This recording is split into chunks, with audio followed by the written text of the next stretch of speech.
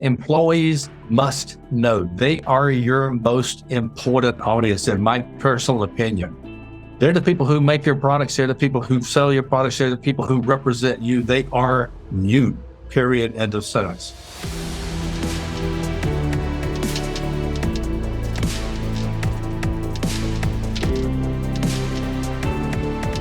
Welcome to the Care to Lead podcast, the show that dives deep into the art of communication and leadership, bringing insights from the foremost thinkers and corporate trailblazers. Good morning, Kirk, and thank you so much for joining me. I am Cynthia Corsetti, the columnist who did your interview for Authority magazine. And I enjoyed your interview very, very much. My background, as you know, is I'm an executive coach, and my goal here is to bring more thought leadership to the world. And I'm hoping that this interview can just spark some more interest, because I think that you went really in depth in a lot of your answers. So I just want to dive a little deeper with you. So Kirk Hazlett, I'd like to give you the floor for just a moment to go ahead and introduce yourself. Thank you very much, and thank you for giving me this opportunity. As Cynthia says, I'm Kirk Hazlett, and I'm a semi-retired. I say like that because I thought when we moved from Massachusetts to Florida that I would retire. And then I got a phone call from the University of Tampa, and I'm now adjunct professor of communication at the University of Tampa. I taught for 16 years up in Massachusetts at Curry College. Prior to that, I worked in public relations for about 25 or 30 years. I always forget. For the military, active duty military, civil service, and then the private sector, public sector, I should say. And just enjoy doing it and have dealt with some very interesting characters along the way in my role as the lead communication person. So looking forward to sharing insights and lessons learned. That's excellent. So, Kirk, you have the unique experience of practicing public relations in both governmental and nonprofit settings. Could you speak to the different sets of challenges and opportunities that these two sectors presented? You know, the interesting thing, from my personal perspective, they're exactly the same. Okay. The only difference, and I think, I'll probably get myself in a lot of trouble when I say this, but with the military, working as a civil service, obviously, I worked for officers, and there was an obvious hierarchy. You could see it on their collar. You knew who was who. You knew your place in the pecking order. Yeah, I was way out of the bottom. But what I discovered as a communicator was that if I could explain to the people I was talking to why they needed to do something, why it was important, they didn't care who said it. It was okay. He knows what he's talking about. Let us do it. So in both sides, public sector, private sector, it's a matter of proving to the higher ups that you're coming to them with experience, not with I think this is a good idea, let's go do it kind of thing. So you're coming from a place of credibility. Yeah, exactly. And, one of the things that I'll stop after all this, but I discovered many, many, many years into my professional life, I'm a member of the Public Relations Society of America, and we have what is called the accreditation process, APR. And what you study and you take a test and you prove to your peers that you know what you're talking about. I was working for an organization, and it was a blood bank of Hawaii. I'll go ahead and say it. And my boss is a doctor. She's a board certified cardiologist. The next in command she's got a PhD in something. I forget what. My nurse has all these credentials after her name, says she does all these kind of things. The lab tech has all of this. And Kirk is just sitting there with his name tag. I got the APR, put it on my name tag immediately. Went into a senior staff meeting, made some suggestions. What a good idea. All of a sudden, just because where they were coming from in that regimen of the healthcare industry, where you do have identifiable hierarchy, all of a sudden, Kirk knows what he's talking about. Very, very cool. But not to say that nothing worked before, but after this, it was a little bit easier getting approval for stuff. That's really. But you got to prove it. You got to prove yourself.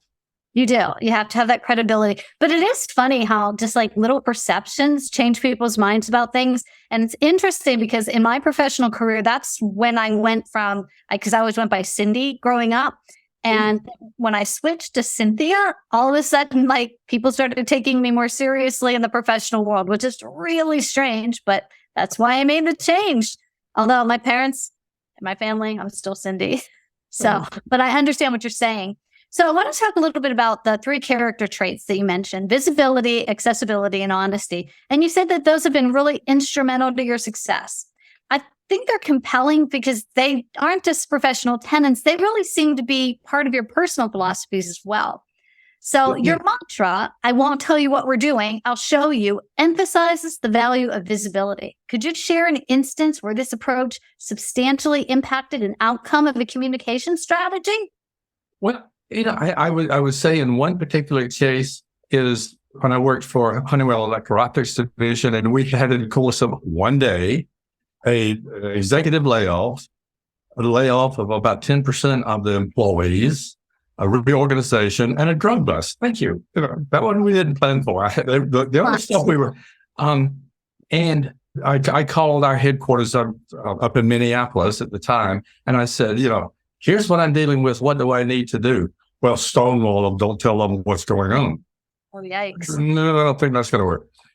And shortly after I talked to them, my phone rings and it's a reporter calling. "Hey, Kirk, I'm in my truck and I'm on the way." Okay. And the point is, I said, "Come on in.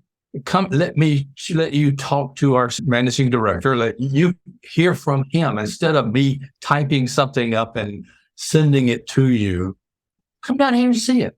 And one last one I'll say is my very, very first job when I got out of the military was working for the Army Intelligence School. Now that is just for the name, okay. And I've got 12-foot high chain link fences with barbed wire on top and armed guards at the front doors.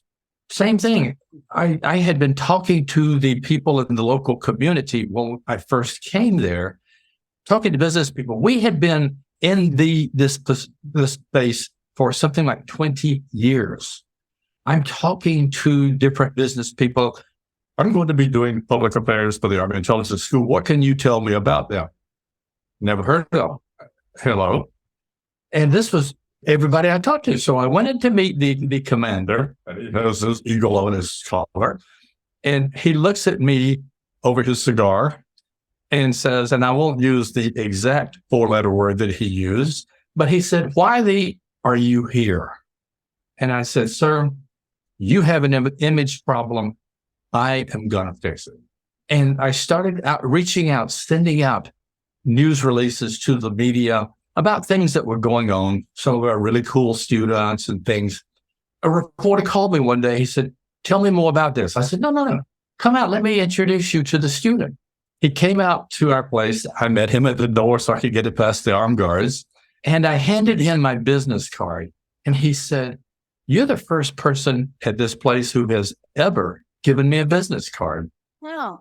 But the point is, I'm not a lab technician. I can't explain to you how we test blood samples, but I sure as heck can take you into my laboratory and let you talk to our lab director and find out what's going on and see us in the process.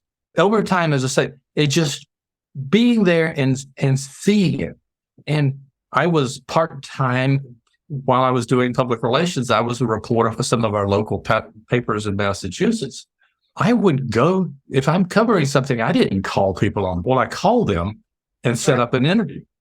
And I went over to see what they were doing. And I found that by looking at their place of business, I could understand the story that they're trying to tell a heck of a lot better than if we were just going back and forth with, back then we didn't have email, with letters and stuff. So sorry if I'm going on too far about this, but it's just, it proved to me that, seeing is believing.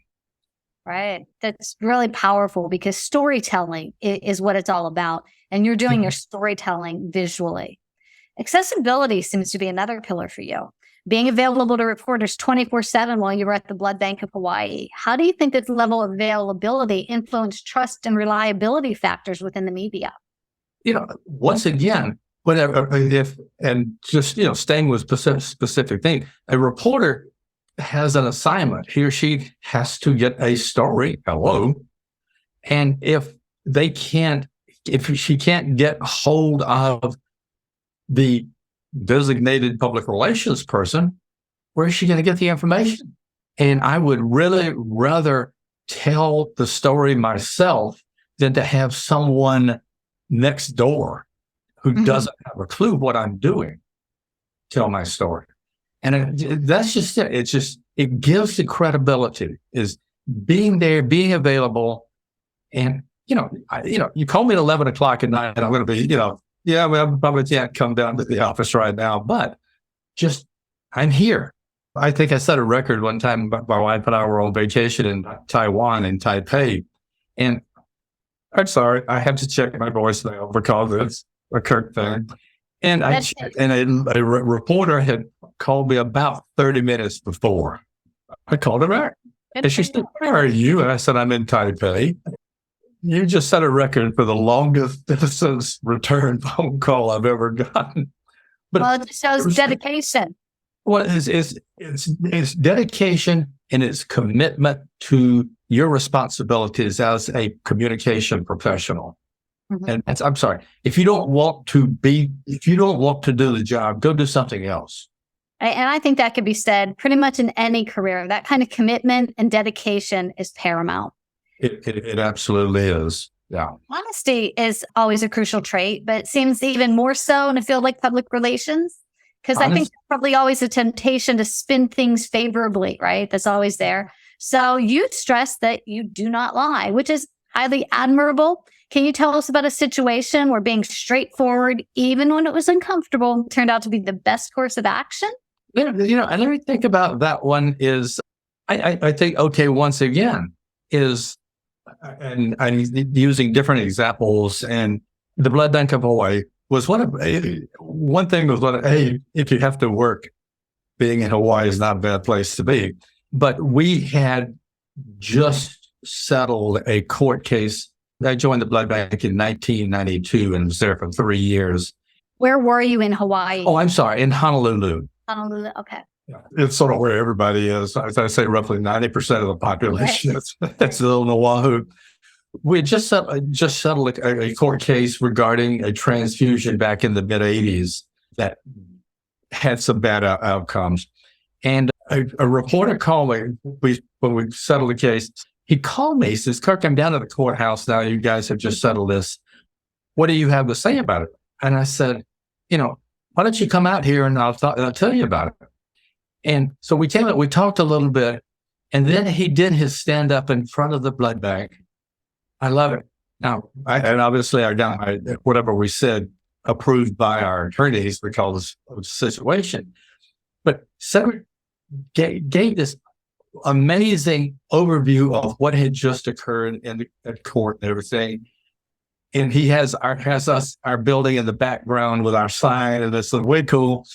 And then when he finished his broadcast, his newscast, he goes, "And now if you'll excuse me, I have an appointment to donate blood. I'm going inside." And the camera followed him as he went inside to know. But the point is, instead of me saying, "Okay, you stay over at your office and I will tell you everything," come out here, let me show you. Right. It makes it real. I absolutely love that. Kirk, you mentioned that both employees and the public have a right to know. How would you advise companies to handle communication during a crisis to balance this right to know while preventing unnecessary panic? Well, the one thing I tell students and young professionals today is when you join a company, the first thing you do after you meet your direct bosses and everything else, let's go meet your corporate attorney and make doggone sure that they know who you are. And I've done this every place I've gone. And where I'm going with it is when something happens, I tell the attorney, if it is something that would be good to have the attorneys sign off on, obviously, not everything. But right. I make doggone sure that what I'm saying does not get us into any more hot water legally. As soon as I get that done, and that's usually done within 30 minutes to an hour after the event takes place, is I craft a message for my employees. Sorry, I get excited when I do this. I don't want my employees to read about this or see it on television. I want to tell them myself. So in that particular case with that one, the court case is we opened it, I think 7:00 in the morning. I was in the blood bank at 6:00. This is in 1992. So you didn't have all the stuff we got today. I'm putting printed notices on every blackboard, every bulletin board, everything I can find, so that when the employees come in, they will see, here is a very brief description of what took place here. Here's why we said this and all that. So they're not going to read it in the paper first. They're going to hear it from me first, the company first. I did that literally with every organization that I worked with, is I make doggone sure that, because hello, employees are the community. They're going to go out. How would you like to go into your local supermarket and they goes, hey, Cynthia, what can you tell me about this event that occurred over at your company? I can't. Yeah. Right. And so, and ultimately, employees, they learned it. Again, I don't want to pat myself too much on the back here, but they learned, okay, Kirk knows what's going on. Here's how to get in touch with him and give him a call. Right. But they have to. Employees must know. They are your most important audience, in my personal opinion. Because they're the people who make your products. They're the people who sell your products. They're the people who represent you. They are you, period, end of sentence. Absolutely. Then obviously the public after that. I mean, not to put them on a different tier here. You can't hide it. Absolutely. It's one of these, I always tell my students, you can run, but you can't hide. I will find you sooner or later. So you might as well go ahead and do it. Head on. You just right there. And I love that. Kurt, you stated that over-communication has never been an issue for you. Do you think this is unique to your approach, or is there a general misconception about maybe the downside of over-communicating when it comes to balancing that over and under communication? I think in the case, you don't want to get carried away with hearing yourself talk and just sit blabbing forever and ever. And obviously I talk too much, but tell your story. Tell it back. I know from experience, we all know in communication field, that a reporter has either a limited amount of print space or a limited amount of broadcast time. You can read them the Declaration of Independence 867 times. It doesn't make any difference. They're going to take out 2 sentences to tell the story. So just make sure that you tell your story quickly, concisely, and then move on. Don't get carried away with hearing your own voice. Awesome. You craft questions as if you were a media representative and a member of the public. Have you ever found that this method conflicts with the organization itself might want to communicate? And how do you reconcile those differences? I have sort of butted heads a number of times. And, it's a give and take here. And I sort of taught myself over the years to understand that, Kirk, yeah, you may know because you have been on that side as a reporter, you know what they're trying to do here. But yeah, you don't need to open up the entire wardrobe to show them everything you've got. Answer the question and move on.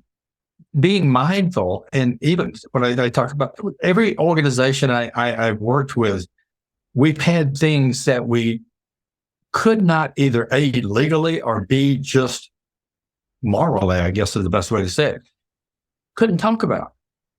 And I had to come to grips with it myself. I had to understand, okay, yeah, as much as I would love to talk about that, it's not a good idea, and it's not relevant.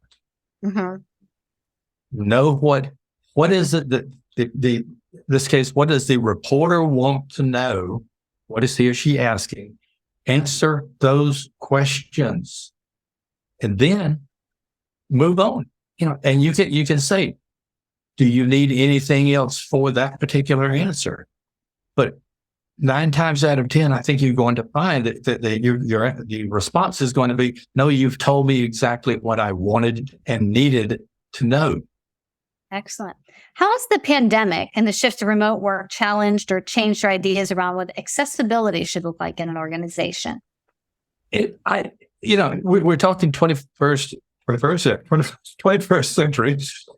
I don't think it has impacted as much because much of the world, the working world, has kind of embraced a remote availability for a couple of decades now. I remember up in Massachusetts, a public relations firm that became one of the first ones, I believe, in the nation to have remote workers back in the 1980s. Now, we didn't have computers, technology, that have the stuff we got today, but they made it work. Mm-hmm. And yeah, they came together for meetings, I think once a week or something like that. The rest of the time they worked from home in different locations. And so we understand that. But sometimes I think management feels like it has to have its little hands wrapped around the necks of the workers here. And I can't trust you. But it becomes an individual personal responsibility. You've got to prove to them, the management, them, the media, that you are available, accessible, and ready to talk. Right. And when we were asking for your 5 things to avoid communication breakdowns, one of the things you talked about was the attitude of, they don't need to hear from me. I found that kind of interesting. Can you share an instance where this attitude resulted in a significant breakdown and how it might have been able to be avoided? I don't, thank goodness. And that I really had her run into an example of something where there was a breakdown. I remember one time, again, way back in the dark ages, that when I was working for the Army as a civilian, we had been getting some negative, we being the Army had been getting some negative press about activities in various places. And our executive officer came to me, Mr. Hazlett, I want you to call the editor of the Boston Globe and I want you to tell him this. And I'm going, no, it didn't work that way. And I explained to her, I said, what the newspaper is reporting perceptions on a global scale. We are not going to step in and pretend that we represent the United States Army. Mm-hmm. And he wasn't too happy with that. But what I did was get in touch with one of the local reporters, and we got a very, very, very, in fact, they literally came down and spent the day with us seeing how our organization operated. There was an Army Recruiting Command in Boston, and it was fantastic. But here again, it was like, I won't tell you, reporter, come down here and show you.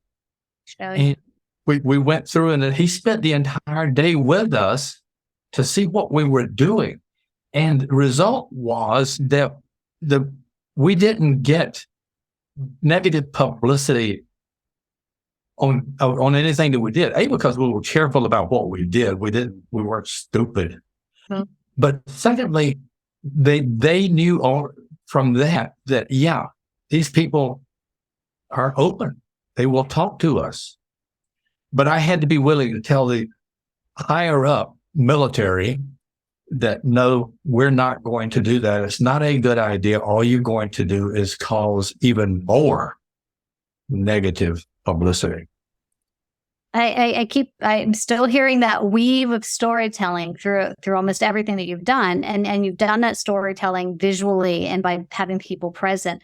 But what you just said there kind of made me think about another point you made in the interview about overthinking a situational, the response.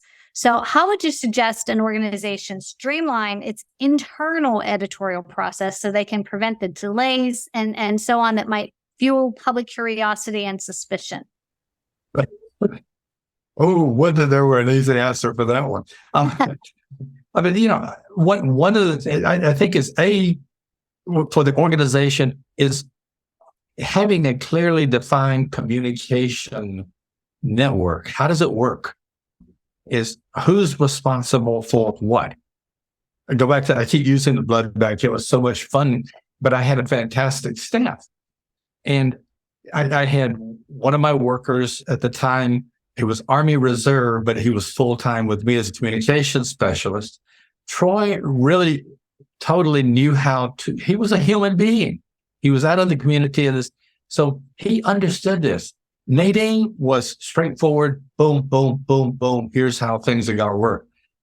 She would say sometimes in our staff meetings, she'd be like, Kirk, stop, take a deep breath, and listen to what I say. But what we would do is between the three of us, we would craft our message and then immediately go not to the next higher level, but I would go to the president and say, here's what we need to say. So it wasn't all this sort of back and forth playing with words and stuff. It was a clearly defined, these are the people that are responsible for this. This person's got to sign off. This person's going to be the spokesperson. You identify specific people to do specific jobs. Now, some organizations don't like doing that. They're very comfortable with chaos. So be it. Excellent. So I'm going to dive into your expertise a little bit more. You give advice to never stop learning, and it seems especially relevant in today's business landscape. Could you share how this mantra has made a tangible impact on your own leadership style and decisions? I think what it has done for me over and again, forgive me, I'm going back to Hawaii, is when I took over there, I knew absolutely that much, zero, about the blood banking industry. All I remembered was in Boston taking the trolley to go to my own office and passing by the blood center in Boston. And yeah, I recognized the name. But once I figured out what they were going, I started in Hawaii. As soon as I started reading medical journals, all the different things. I even had the medical journal from either Saudi Arabia. I forget exactly. It's been so long now, I can't recall. But they had some really cutting edge technology that they were discussing. And I would read these things so that I would go in and talk to the president and say, this is something we need to talk about because we're doing the same thing here. We just never told anybody about it. But having read this, and I wound up being her writer, I would write messages for her, both for our own communication, that she was with the Chamber of Commerce of Hawaii. She, as their president, making doggone sure that what we said was current, factual, and provable, I guess is the best way to say it. Yeah, we didn't just make this up, pull it out of the sky here. This is information, this is fact that has been vetted by people smarter than any of us. Up until that time, I had absolutely no clue what we did. I literally, when I went in, I went to our nursing department as much as I hate getting a needle stuck in my arm. I had Bobby walk me through everything that took place in the donor area. Then I went up to our laboratories and had them show me everything that goes on. Now, I didn't understand half of what they were talking about, but at least I had an idea. Oh, okay, this is what happens. And it helped me understand why things happen. And when I'm telling her story, if you will, to the media, I can blend in all the different sections because I know how they work together. And when I was way back in the Air Force 100 years ago, I was in the Philippines, and our theme song for our command briefing was, "We all play in the same band." Now, we had managed bases from Japan down to us. The entire Pacific area was our command. Now, yeah, these guys are doing all kinds of different things, but I love it we all play in the same band. I love that. You've had a vast career and you've given so much to the industry and the field. And I am just so grateful that you were willing to take the time to do the magazine article and now this follow-up article. For those who want to follow your insights and your contributions, you mentioned that LinkedIn, Twitter, and Facebook are the places to find you. Are there any upcoming projects or posts that our listeners should be on the watch for? And nothing specific at the time. I'm kind of floating right now. One thing to talk about is I'm very, very active for the Public Relations Society of America, and we call it the Board of Ethics and Professional Standards. So ethics is a big thing for me. And this September is Ethics Month for PRSA. So, I would encourage listeners to look at PRSA.org, look at ethics and see things that are going on, because ethics is what drives successful communication. And that goes back to the very, very beginning when I say I'll show you rather than telling you. Yeah, open, honest communication is the best way to do it. Yeah, I love that. Well, I cannot thank you enough for your time. This is a wonderful interview. And again, our listeners will be able to find you on those platforms, and I'll have them look up and see what you're doing with the organization. And just thank you so much. Thank you so much for having me here today. It's been a real pleasure.